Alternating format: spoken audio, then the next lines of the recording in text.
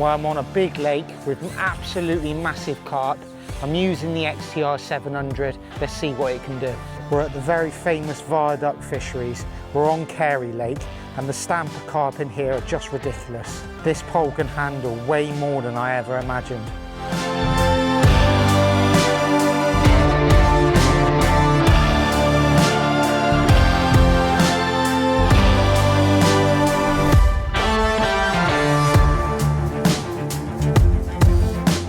So you are joining me here today at the absolutely stunning Viaduct Fishery. Now, as most of you will probably know, Matrix have just released a brand new range of poles, the XTR range, and they've been unbelievably popular. But we've had quite a few questions from customers asking, what will the top of the range pole actually handle? What can you actually do with it? So what I thought I would do is answer all your questions in one day. We've brought the 700, the XTR 700 to Viaduct Fisheries on Carey Lake, where the stamp of fish are just absolutely massive. Most of the fish you'll be hooking on the long pole that I'm fishing at the moment will be double figures, and then when they move in the edge, there's a chance of hooking fish within excess of 20 pounds. So I thought I'd come today and have a real good fish with it, try and hook some massive fish in the edge and just see what the XTR 700 can handle.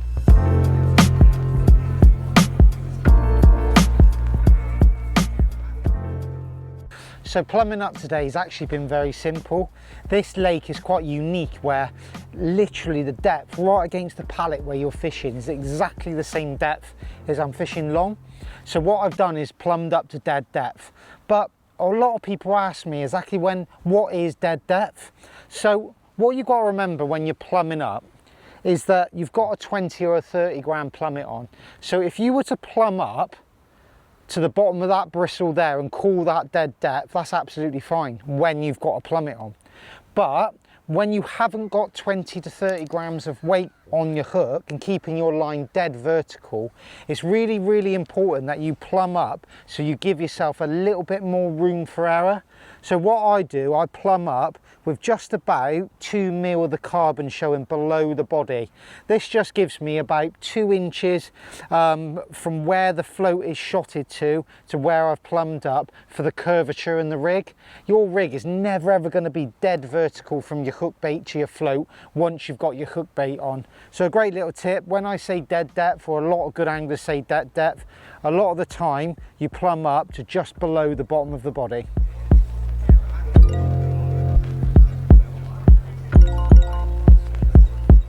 I'll talk you through the rig that I've chose to use today.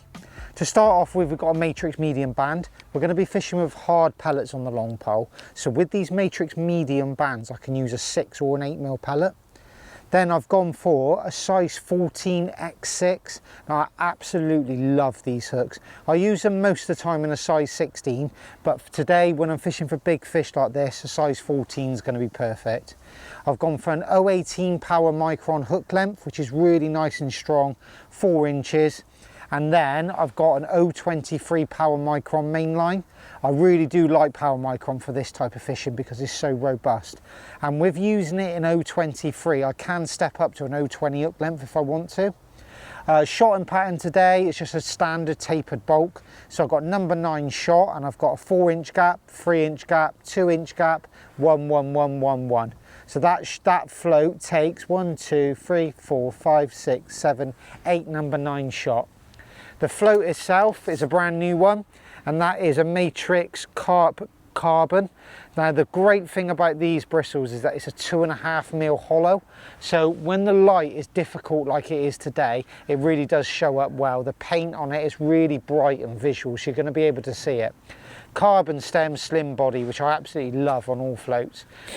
One thing you've got to be aware of when fishing venues like this where they're very silty, now when the carp come into your peg, they can eat the bottom out, so it's quite important that you leave yourself a fair bit of line between the pole tip and the float. So if you do need to deepen off a little touch, you can do. 2 back shot, 2 number 8 back shot, leading up to a little short Dacron connector and a 16 to 18 slick. Now it's really important that you use big elastics for this style of fishing. I'll use a 16 to 18 long, but then when I come into the edge I'll use an 18 to 20. You've got to stay in control with these real big fish when you hook them. 2.5 meter top kit, so an extra bit of elastic over your 2 meter top kit, so if you do hook a big one and it wants to run off, it gives you another half a meter of elastic to stop you bottoming out so quickly. But yeah, all round well balanced rig, nice and robust, really strong lines, strong elastic, strong hooks, so if you do encounter a fish in 20 pound, you do give yourself the best chance of getting it out.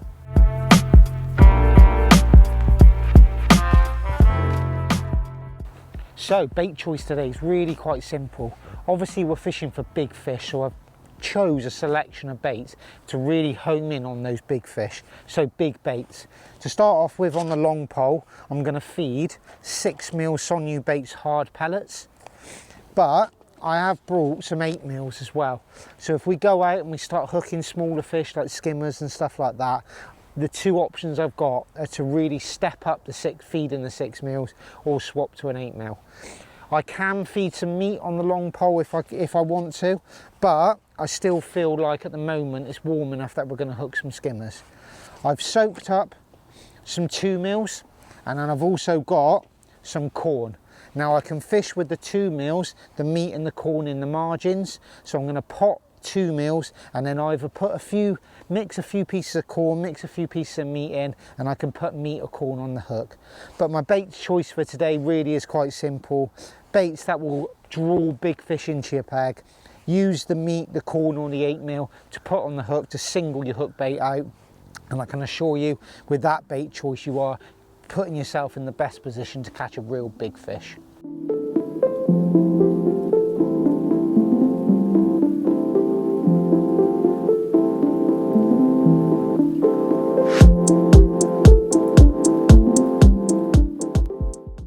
So I've started my day on the long pole, just kinder potting some 6mm in, fishing with an 8mm on the hook. But I started potting and I felt like it was a little bit too much of a tight area.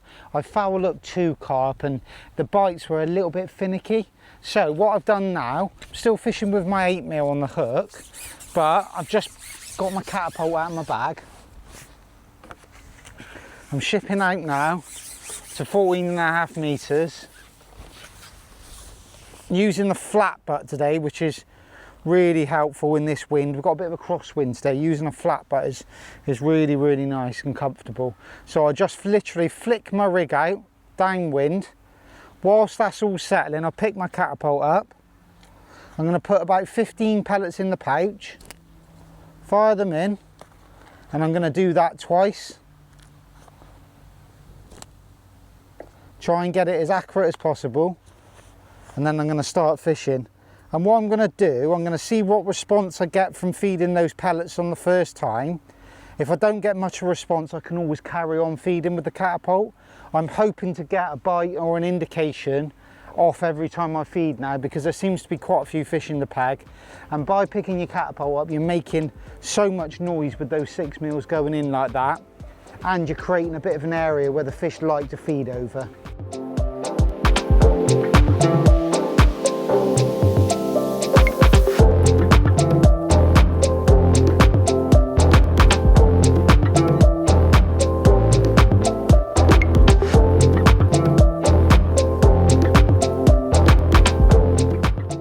So we've had a great start. Started my long pole, just kinder potting pellets, and we caught 1 real decent carp, but we've hooked quite a few skimmers as well. So I've gone to loose feeding, and we still maintain quite a few bites in my peg. But I've just put the pot back on, and oddly, I don't know, it just feels like a little tighter area is catching me the carp. But they are a big stamp. This one isn't the biggest of ones I've hooked, but they are a real decent stamp, and I'm just waiting for them to come in the edge now, and I'm sure that's where we'll hook the biggest of fish, right in the margins. There we go. But still real decent fish. That's probably 8 or 10 pound, that one. Most of the fish that we've been hooking have been in excess of 8 to 10 pound. Just waiting on for now for a couple more hours, and I'm sure those real big ones are going to start moving in the margins.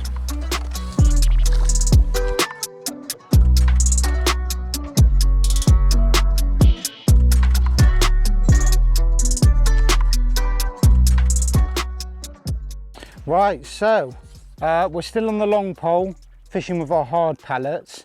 I did loose feed for quite a while, but I mainly caught skimmers, oddly. So we've just gone back to kinder potting and we've caught 2 real decent carp straight away. So I'll talk you through the process.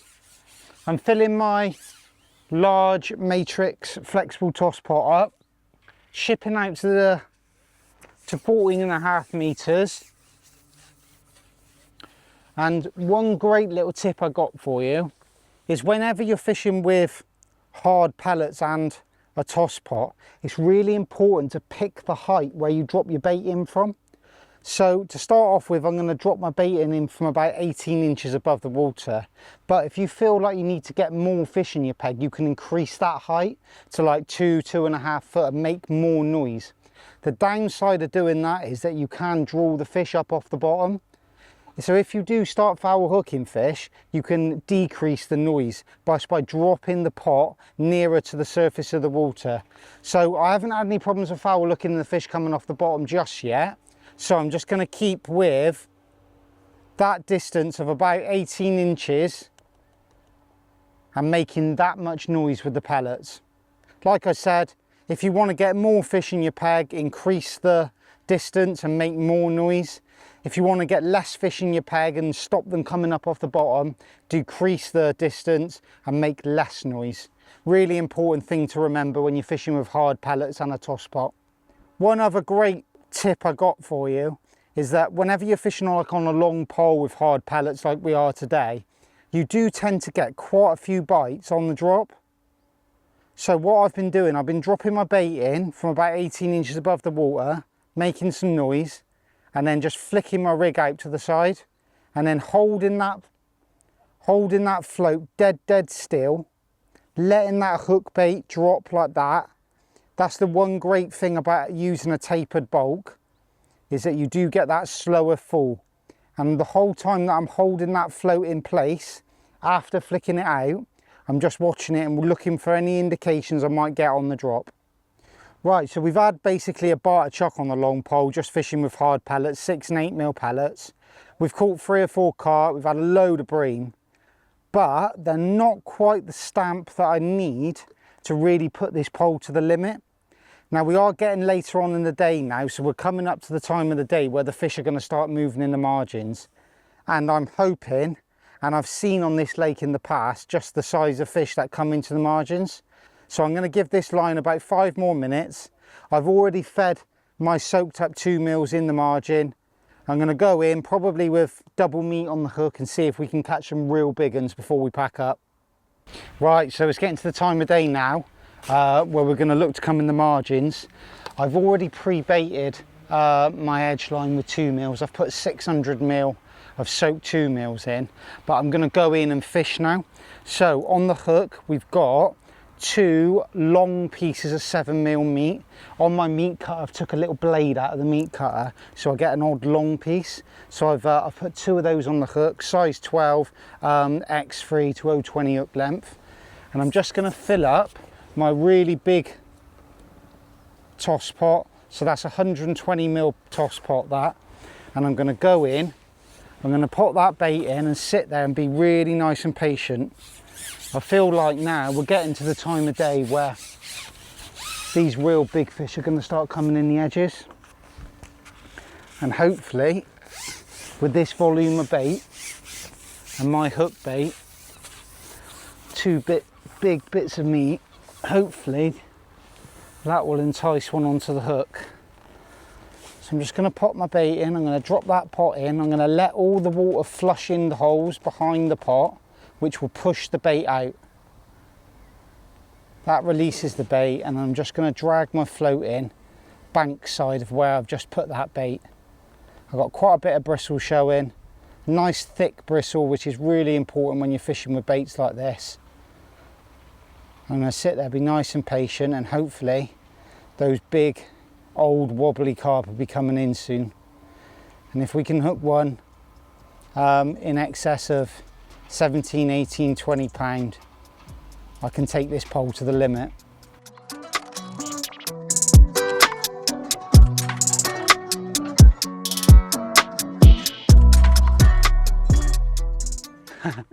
Well, that didn't take long at all. So I've been pre-baiting it with 600ml of soaked micros, and I've gone down there with like 100ml pot on, and straight away the float just absolutely buried.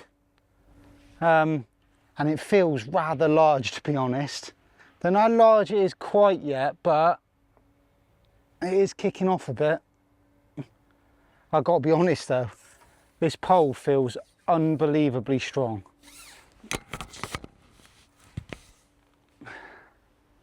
I'm on nice strong gear, 020 hook length, 023 main line, 16 to 18 elastic. I'm fishing at like 14 meters in the edge, so it's a real testament to just how strong this pole is. Oh yeah, it's rather big. Nice big common. That's exactly why we come to Viaduct. And there we go. That is proof in the pudding. That is why we have come to Viaduct. Absolute massive fish. And it's so nice to just go and fish with this new pole and catch some fish that big and just show you exactly what it can do. I never felt for 1 second I was undergunned then, fishing for fish that big. I'm buzzing to get back in and get another one, to be honest.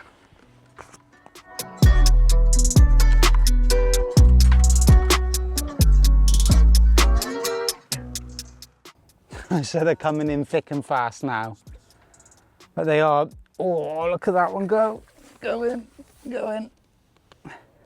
I think now for these sort of fish that we're catching here now, if you didn't have reliable gear on, you just wouldn't get them in.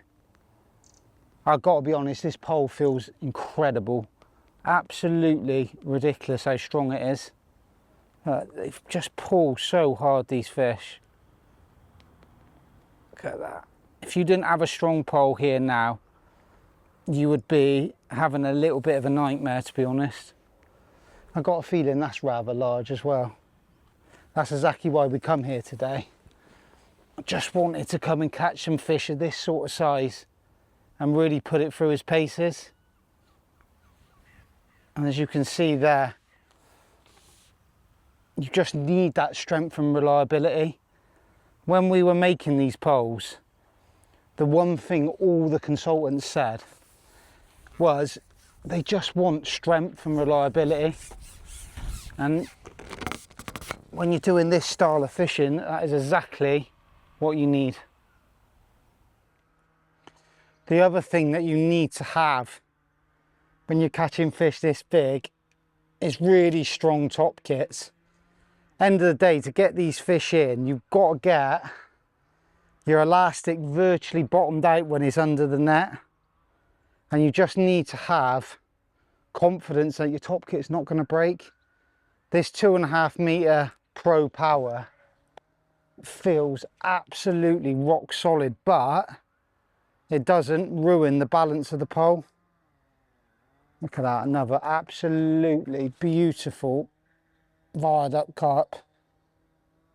Probably not quite as big as the last one, but still size. There we go. Might be nearly as big as the last one, to be honest. Look at that. And that's exactly why we come here. I've got to be honest, like, you see some of the weights that get caught here, and after seeing this today, it's not many fish. They're all just absolutely massive when you catch them in the edge like that.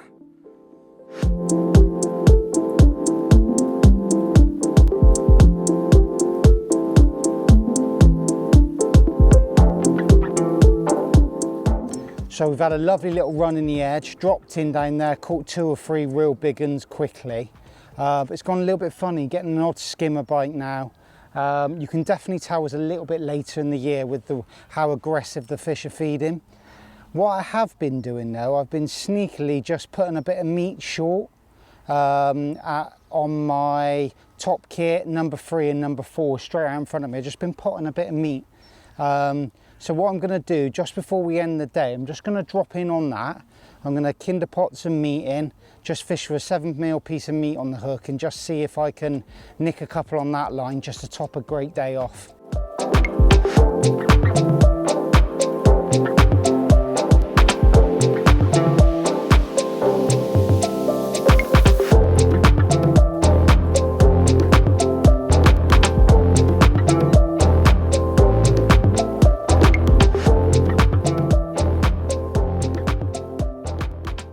So that is absolutely glorious fishing down there. The bites are just incredible.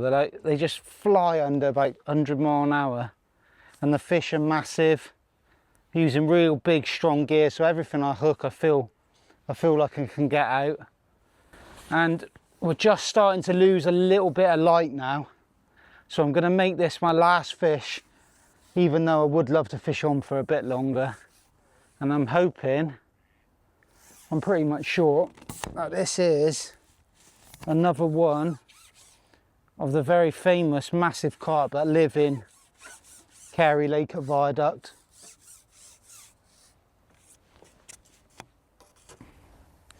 But it's so important that you have the right kit when you're fishing for fish this big. The right pole, the right elastic, hooks, line, everything. If any part of it isn't right, then you're just going to struggle to get them out. But you put all the right components in and it's fairly simple. It's not too difficult to get them out at all.